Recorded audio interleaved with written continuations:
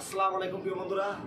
তো দেখতে পাচ্ছেন এই যে এখানে চলে আসলাম আমরা আজকে একটি ভিডিও নিয়ে। তো আজকের ভিডিও হচ্ছে আপনার এই যে সিঁড়ির চোখের এখানে কীভাবে কতটুকু গাঁথনি করার পরে আপনার জানালাটা রাখা যায়, ঠিক আছে। আজকে ভিডিওতে আমরা সেটাই দেখাবো এবং একইভাবে কীভাবে এখানে গাঁথনিটু করো, এই গাঁথনিটা সঠিক নিয়মে কীভাবে দেওয়া যায় এই ভিডিওতে আপনাদের সেটা আমরা দেখাবো, ঠিক আছে। তার চলুন কথা না বলে আমাদের ভিডিওটা শুরু করি।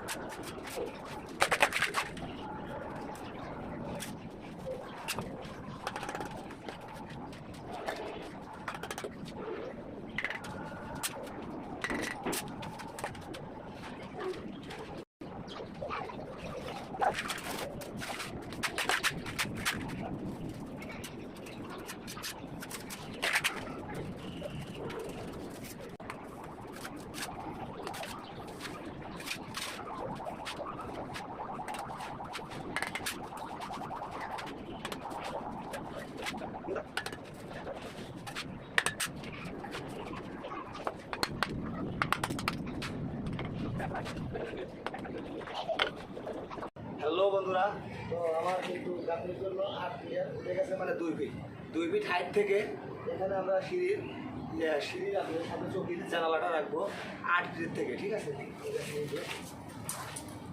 8 ফিট 2 ফিট 1 2 3 4 5 6 7 8। তো এখন আমরা সিঁড়ির মাপটা রাখবো, এখান থেকে ওইখানে টেপ ধরবো, তারপরে সেন্টার করে তারপরে কিন্তু আপনার একটা এখানে জানালা রাখবো, ঠিক আছে? আমি এখন মাপ,